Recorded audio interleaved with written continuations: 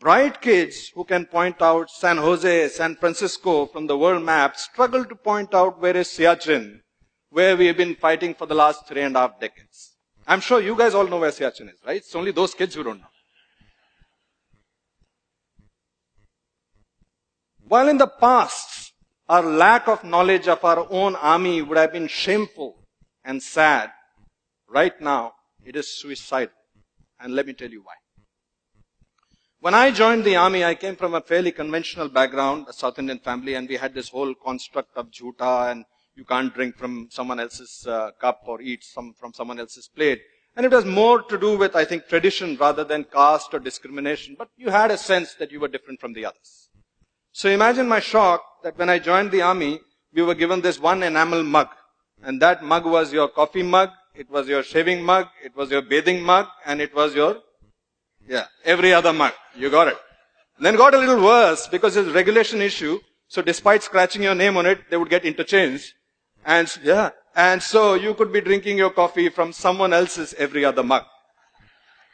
And that might sound weird to you, but for us it was battle inoculation because before you knew it, someone else's blood could be coursing through your veins.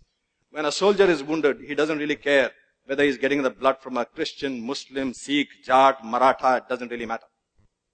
And that way, the Indian Armed Forces is an amazing place. For example, the 1st Sikh unit, the 1st Sikh battalion is one of the oldest and the most decorated units of the Indian Armed Forces. This was the unit which was airlifted in October 1947 to stop the Pakistani Lashkars who were raiding Kashmir. And this was the unit which halted them at Srinagar. And it's thanks to this unit's gallant action that Kashmir is on the map of India. This unit of the finest Khalsa warriors is led by a Muslim commanding officer. And he leads them not only in battle, not only in exercises, he leads them in the Gurbani every day in the Gurdwara. Or take the case of Trija. In 1965 operations, they were tasked for one of the most difficult tasks, which was the capture of a location called Dogre. And that battle has gone down in the annals of Indian history as one of the most tough battles ever fought because it was street to street, room to room, hand to hand. But Dogre was so pivotal for that operation that when their Anglo-Indian commanding officer, Lieutenant Colonel Desmond Hayes, spoke to his men and explained to them the importance of that particular objective, he told them that we have to be in Dogre by nightfall, dead or alive. And after giving them the briefing, he asked his Jat troops in his clipped Haryanvi, Susre, aaj raat ko 3 Jat kahan hogi? And the troops shouted back, Dogre, Dogre. He wanted to make sure that the troops understood that the mission was larger than the leader. And then he asked them, Oh Susre, agar Shio Saab ne goli lagi, to phir kya karoge? And without batting an eyelid, the senior JSO shouted back, Saab ji, agar Shio ne goli lagi, to kandhe pe taan ke le jayenge, lekin rukenge Dogre jaake. And that night, in that operation, 3 Jat, consisting of Jat troops under an Anglo-Indian commanding officer, took back Dogre not once but twice, winning 3 Mahavir Chakra, 4 Veer Chakras and 7 Sena medals in one single operation. Our soldiers don't fight. They don't care about the name on their chests, which is their own name. They care about the name on their shoulder, which is their Paltan's name. Once they join the unit, if they join a Gurkha unit, they become a Gurkha. If they join a Maratha unit, they become a Maratha.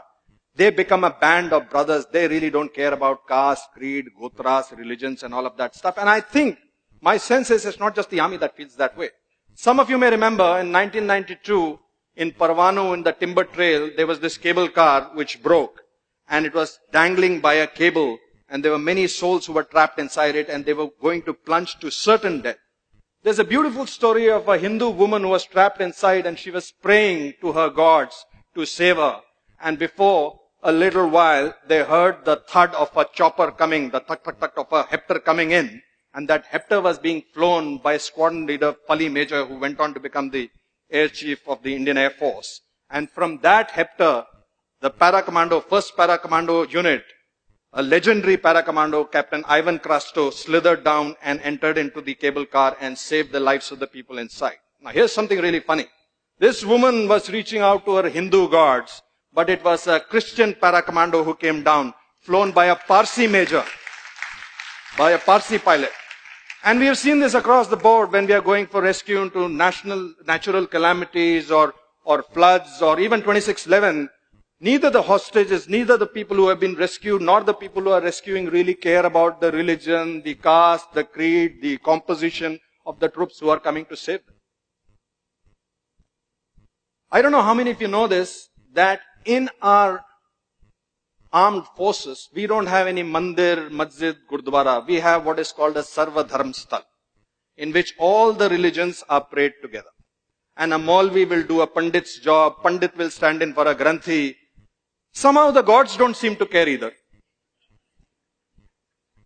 But when this soldier comes back home, he gets a different world. He gets a completely different world. There his leaders, his political leaders, his religious leaders, his friends, his relatives tell him a different story. They tell him that caste is stealing away jobs. This caste is taking away reservations. That person is different from you because he eats a different kind of meat.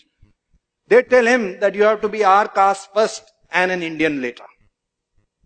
Ladies and gentlemen, soldiers don't fight with weapons. They fight on a moral high ground. Soldiers don't go into war because they hate the enemy in the front. They go to war because they love their countrymen in the back.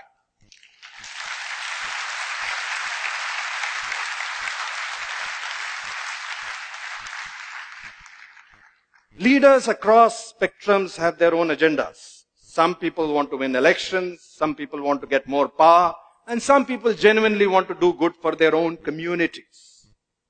But we, as citizens, have to realize one thing. That even as I'm speaking to you right now, standing over here, from Kanyakumari to Kargil, there are soldiers who are deployed in every kind of situation. Right now, as I speak to you, there is a captain out there in Siachen Glacier who is already battling 3 fronts. He's got a front of a very determined enemy. He's got a front of a very horrible weather which claims lives almost on a daily basis.